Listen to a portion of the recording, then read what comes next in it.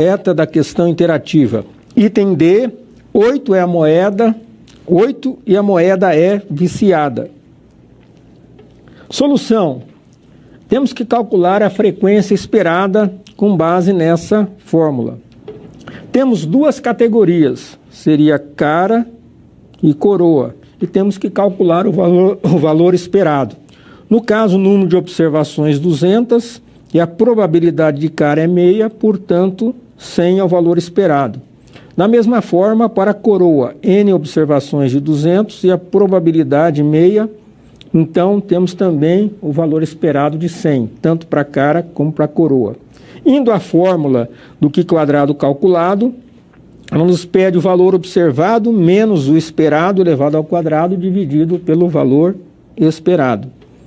Então, o valor observado para a cara, 120.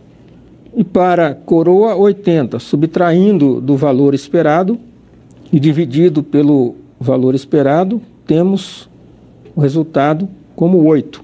Então, portanto, o Q quadrado calculado é 8.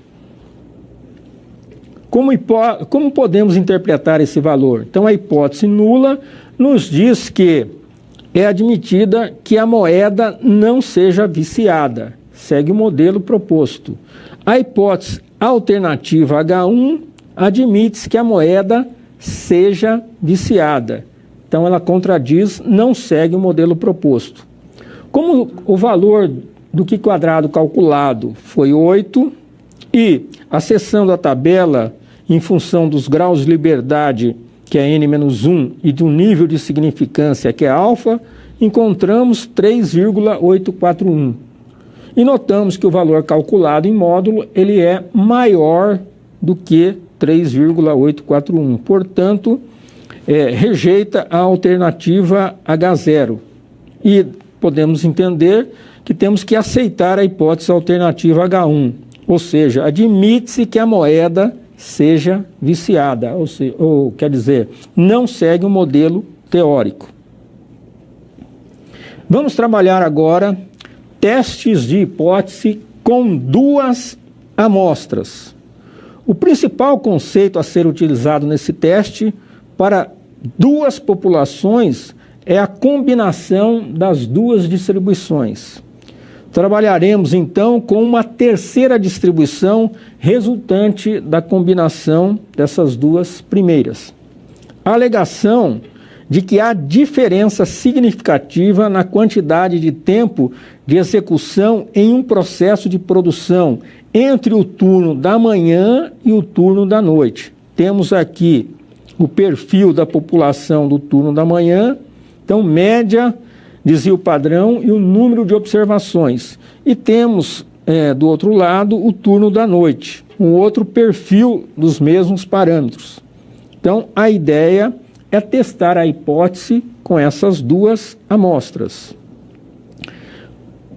Visualizando o teste de hipótese com duas amostras nesse gráfico, notamos aqui, e lembra que temos que definir uma terceira, que é a diferença entre as duas, e notamos que a diferença entre as duas amostras é de 4, em relação à média.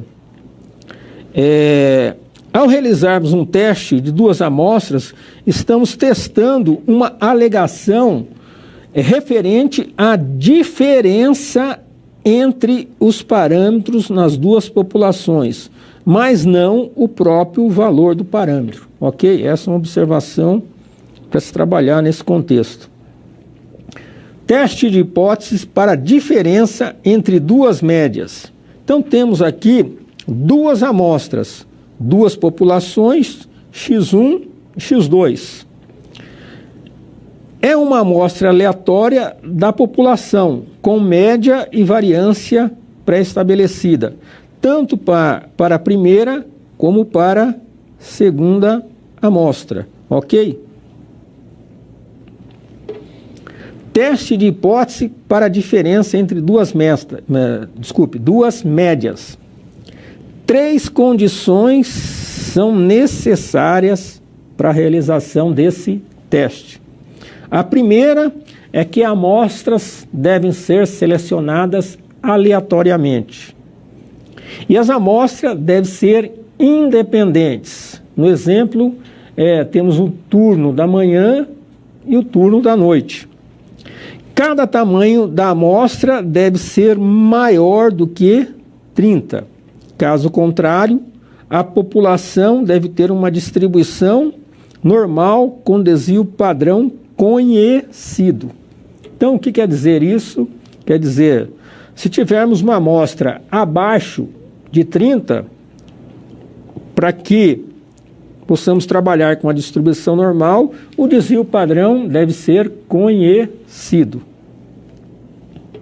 Assim, podemos combiná-la, isto é, subtrair a distribuição da amostra X1 com a da X2 e obter uma terceira distribuição com a qual iremos trabalhar.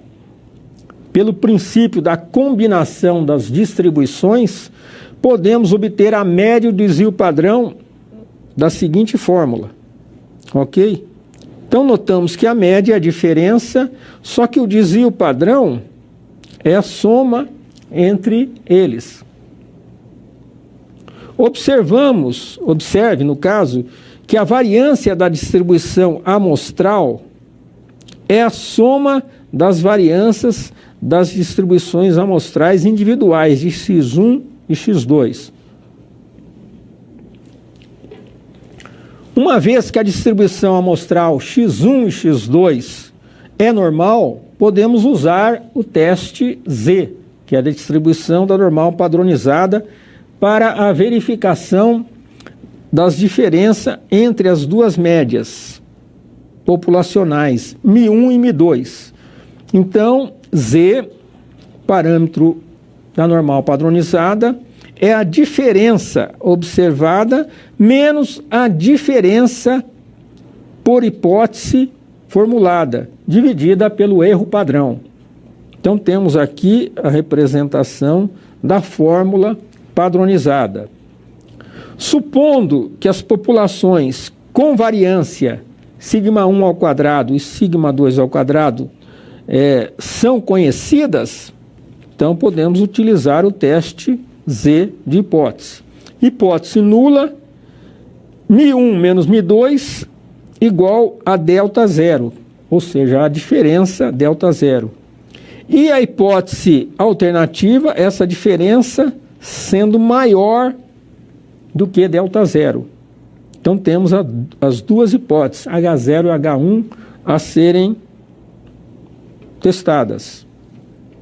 Temos aqui o valor da estatística teste, que seria o valor observado. O observado é aquele valor que calculamos através dessa fórmula.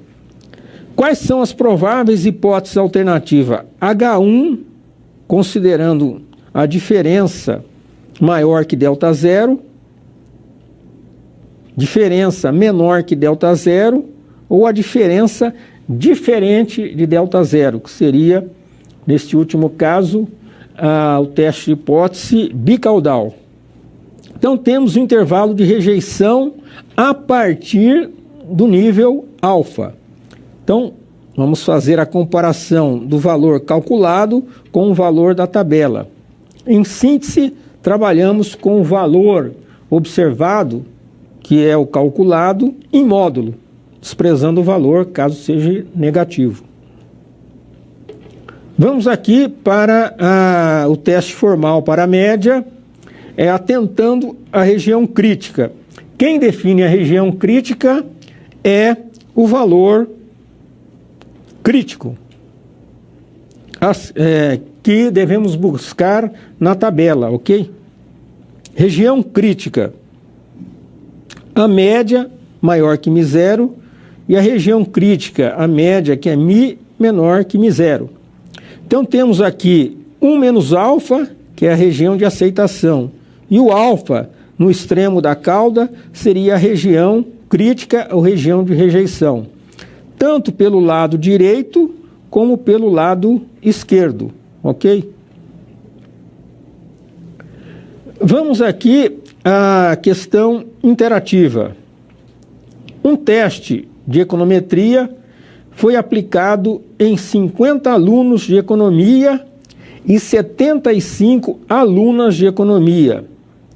As alunas obtiveram média de 83, com desvio padrão 8, enquanto os alunos tiveram a média de 75 e desvio padrão 6. Responda: qual é o valor calculado do teste e se é possível afirmar que a diferença entre as médias dos alunos e alunas, considerando um nível de significância de 5%, portanto, alfa igual a 0,05. Item A, menos 1,64 e não. Item B, menos 6,03 e sim. Item C, menos 6,3 e não. Item D, menos 16,33 e sim. E letra E, menos 16,33 e não. Vamos à resposta correta do teste da questão interativa. A questão correta, item B, menos 6,03 e sim. Resolução, são duas categorias. Mi1, média dos alunos, foi 75, e Mi2, média das alunas, 83. A hipótese nula, Mi1 igual a Mi2, hipótese alternativa H1, Mi1 diferente de Mi2. Ele pode ser apresentada de uma outra forma, que também está correta. Mi1 menos Mi2 igual a 0, então delta 0 igual a 0. Ou a hipótese alternativa H1, Mi1 menos Mi2 diferente de 0, ou seja, delta 0 diferente de 0. Então temos aqui, e vamos trabalhar com essa última que eu havia citado. A hipótese nula como sendo Mi1 menos Mi2 igual a 0, e a hipótese alternativa Mi1 menos Mi2 diferente de 0. Estamos atentos que o teste é bicaudal. Calculando o valor de Z, obtemos menos 6,0305. A região de rejeição, encontramos nos extremos Z, que é o valor definido pela tabela, menor que menos 1,96. Pelo lado direito, o valor crítico indica que para a região crítica é o valor maior que 1,96. Ou podemos trabalhar, como havia dito, o valor de Z em módulo, ok? O valor de Z calculado em módulo, comparado com o valor da tabela da distribuição. Então, como Z em módulo é maior que o Z crítico, há diferença entre as médias.